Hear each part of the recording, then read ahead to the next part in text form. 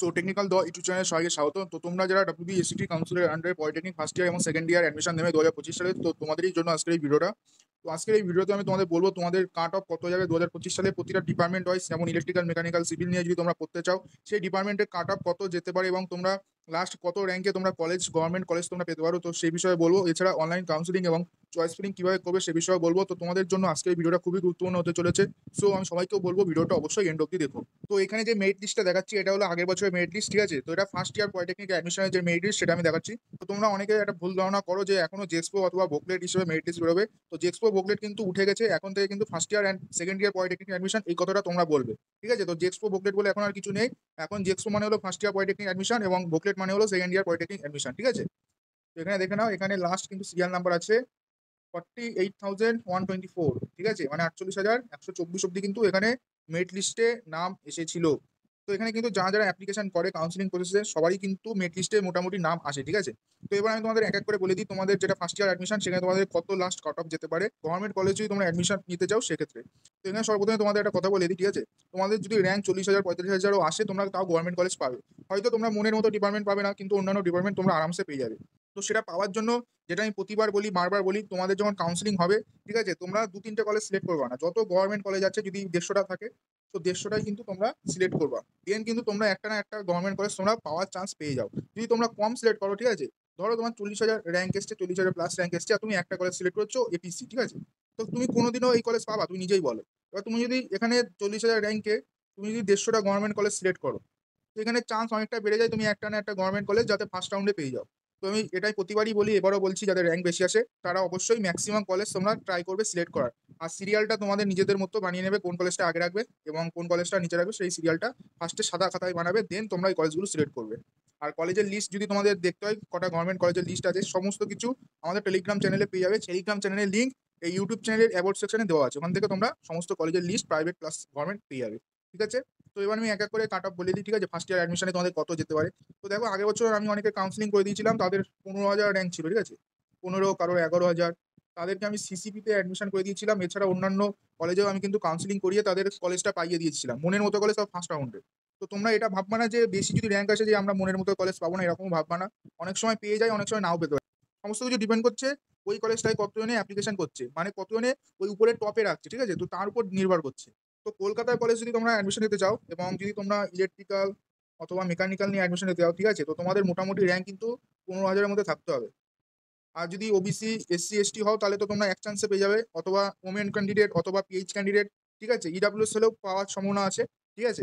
তো এগুলো এক চান্সে পেয়ে যাবে কলকাতার কলেজ। এর মধ্যে ইলেকট্রিক্যালটা র্যাঙ্ক আরো কম দরকার, ঠিক আছে, মেকানিক্যালটা আরামসে পেয়ে যাবে, ঠিক আছে। ইলেকট্রিক্যাল মোটামুটি 10,000 র্যাঙ্ক থাকলে তোমরা পাওয়ার চান্স আছে, জেনারেল ক্যান্ডিডেটের কথা বলছি। আর বাকি ওবিসি, এসসি, এসটি হলে তো আরামসে পেয়ে যাবে, কোনো অসুবিধা নেই, ঠিক আছে। কলকাতায় যতগুলো কলেজ আছে তার মধ্যে একটা না একটা পেয়ে যাবে। আমি এই বলছি না যে এপিসিতেই তোমরা 10,000 র্যাঙ্কে পেয়ে যাবে, এরকম ভাববে না কিন্তু, ঠিক আছে। তো এবার বাকি যেসব ডিপার্টমেন্ট আছে, যেমন ইলেকট্রনিক্স আছে, ইআই আছে, ইআই ইলেকট্রনিক্স, টেলিকমিউনিকেশন আছে, আমি ইটিসিটা বলছি ফার্স্টে, ঠিক আছে। তো ইটিসি পাওয়ার জন্য আমাদের মোটামুটি 5,000-এর মধ্যে র্যাঙ্ক থাকতে হবে, নাই হবে না, কারণ ইটিসি অনেক কম কলেজই দেয়, ঠিক আছে, তার মধ্যে কলকাতায় সিসিপি দেয় আর বিআইটি দেয়, তো অনেক কম র্যাঙ্ক দরকার। আর এখানে যদি 5,000 র্যাঙ্কে তোমরা কাস্ট দিয়ে অ্যাপ্লাই করো তাহলে তো তোমাদের পাওয়ার চান্স আছে। আর জেনারেল তোমরা 5,000 মোটামুটি র্যাঙ্ক থাকলে তবেই পাওয়ার সম্ভাবনা আছে। তা ফার্স্ট রাউন্ডে পাবে না, হয়তো সেকেন্ড রাউন্ডে পেতে পারো, ঠিক আছে। এছাড়া সিভিলে যদি তোমরা পড়তে চাও কলকাতা কলেজে, মোটামুটি 20,000 র্যাঙ্ক অব্দি তোমরা আরামসে তোমরা পেয়ে যাবে। জেনারেল ক্যান্ডিডেট 20,000, আর এর মধ্যে যদি এসসি এসটি থাকো তাহলে তো আরো আরামসে পেয়ে যাবে, ঠিক আছে। আর এপিসিতে ফুড ফুড প্রসেসিং বলে আছে, তো এপিসিতে একমাত্র কলকাতার আন্ডারে আই থিঙ্ক ফুডটা দেয়। তো ফুডে নিয়ে পড়তে চাইলে তোমাদের ওই 8,000-এর মধ্যে র্যাঙ্ক থাকলেই তোমরা ফুডে চান্স পেয়ে যাবে, জেনারেল এবং ওবিসি, এসসি, এসটি যারা আছে সবাই। আর বাকি অন্যান্য ডিপার্টমেন্ট যেমন আর্কিটেকচার আছে, একমাত্র কলকাতার মধ্যে এনসিপি দেয়, ঠিক আছে, এনসিপি দেয় আর্কিটেকচার।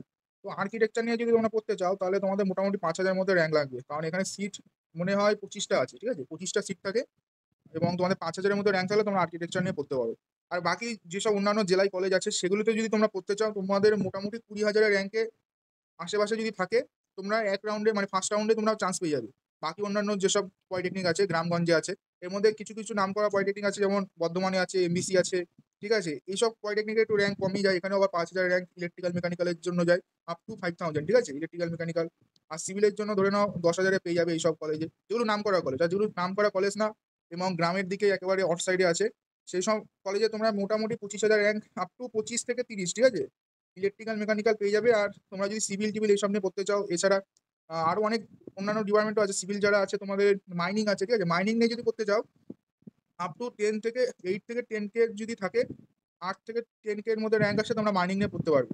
আর যদি সিভিল নিয়ে পড়তে চাও, তো যে কোনো কলেজে তোমরা যদি 40,000 ও আপ টু থাকে র্যাঙ্ক, তাহলে তোমরা সিভিল যে কোনো কলেজে পেয়ে যাবে, 40 থেকে 45,000, ঠিক আছে?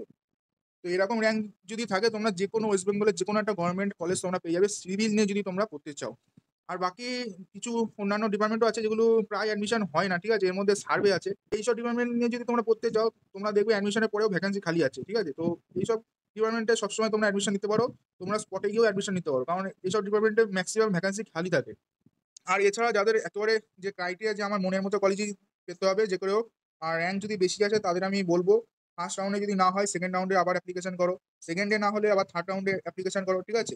তো থার্ড রাউন্ডে যদি না হয় তাহলে স্পটে অ্যাপ্লিকেশন করো। যদি স্পটে তখনই অ্যাপ্লিকেশন করবে যখন তোমাদের মনে হচ্ছে যে হ্যাঁ, স্পটে আমি পেতে পারি।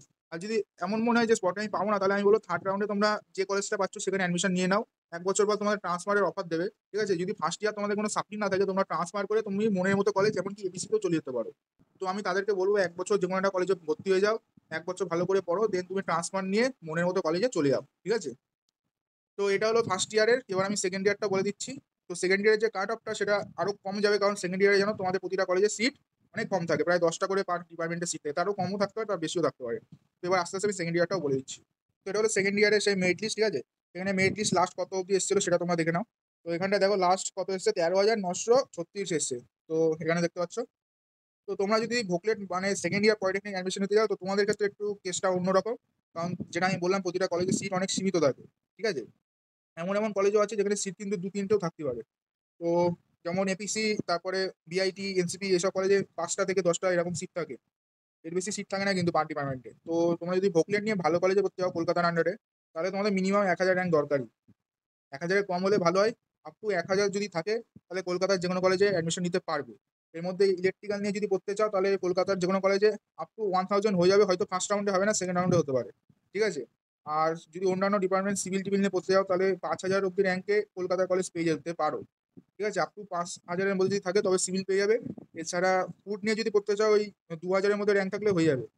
আর বাকি ইলেকট্রনিক্স নিয়ে পড়তে চাইলে তোমাদের র্যাঙ্ক 1,000-এর মধ্যেই থাকতে হবে ইলেকট্রনিক্স নিয়ে পড়তে চাইলে। আর ইআই নিয়ে পড়তে চাইলে, যদি ইআই নিয়ে পড়তে চাও, তাহলে 3,000-এর মধ্যে থাকলেও হয়ে যাবে।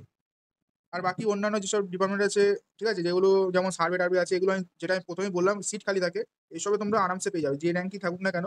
আপ টু 10K থাকলেও সার্ভেতে তোমরা চান্স পেয়ে যাবে। আর বাকি যেমন এগ্রিকালচার, এইসবও একই ব্যাপার, আপ টু 10K যদি থাকে তাও তোমরা চান্স পেয়ে যাবে। আর মাইনিং নিয়ে পড়তে চাইলে, যদি সেকেন্ড ইয়ার মাইনিং, জানি না অ্যাডমিশন দেয় কিনা, যদি দেয় তাহলে মাইনিং নিয়ে পড়তে চাইলেও তোমাদের 5K অব্দি র্যাঙ্ক থাকা দরকার। আর তোমরা যারা চাইছো যে কোনো কলেজ যে কোনো ডিপার্টমেন্টে আমি অ্যাডমিশন নিলে কোনো অসুবিধা নেই, তাদের আপ টু যদি 7K থেকে 8K অব্দি র্যাঙ্ক থাকে, তাহলে তোমরা যে কোনো কলেজ আরামসে পেয়ে যাবে, ঠিক আছে? আর যাদের 10,000-এর থেকে 15,000 এরকম র্যাঙ্ক আসবে, আমি তাদের বলবো স্পটে অ্যাডমিশন নিতে। স্পটে অনেক সম্ভাবনা থাকে তোমাদের একটা গভর্নমেন্ট কলেজ পাওয়ার। তো আই থিঙ্ক তোমরা এই অবধি মোটামুটি ক্লিয়ার হয়েছো। বাকি যখনই তোমাদের কাউন্সিলিং প্রসেস শুরু হচ্ছে, আমি সমস্ত ইনফরমেশন দিয়ে দেবো। এছাড়া আমি তোমাদের একটা ডেমো কাউন্সিলিং 2025-এ কেমনভাবে হবে তার আমি একটা ভিডিও দিয়েছি, ওটা অবশ্যই দেখো, তাহলে তোমরা চয়েস ফিলিং এবং কাউন্সিলিং প্রসেসটা অনেক ভালোভাবে তোমরা বুঝতে পারবে। এছাড়া যে কোনো আপডেট আসবে আমি তখনই তোমাদের ভিডিও করে জানিয়ে দেবো, এবং আমি তোমাদের বলেছি তোমাদের আগের বছরের মতো এবছর আমি তোমাদের কাউন্সিলিং এবং চয়েস ফিলিং এর সমস্ত হেল্প করে দেবো। তার জন্য তোমরা অবশ্যই কমেন্ট করবে, যেই বিষয়ে তোমাদের হেল্প লাগুক না কেন কমেন্ট করবে, আমি বলে দেবো। কোনো তোমাদের কাছ থেকে 1 পয়সা নেবো না, কোনো কিছু নেবো না, জাস্ট তোমাদের জন্যই আমি করবো। তো আজকের ভিডিওটা এমনিই ছিল। আশা করবো তোমাদের ভিডিওটা ভালো হয়েছে। যদি ভালো লাগে অবশ্যই লাইক করবে। তোমরা যদি আমার চ্যানেল নতুন হও এবং ফার্দার কোনো হেল্পফুল ভিডিও পেতে চাও, চ্যানেলটাকে অবশ্যই সাবস্ক্রাইব করবে। তো দেখা হচ্ছে নতুন একটা ভিডিওর সাথে। ততক্ষণ বাই বাই।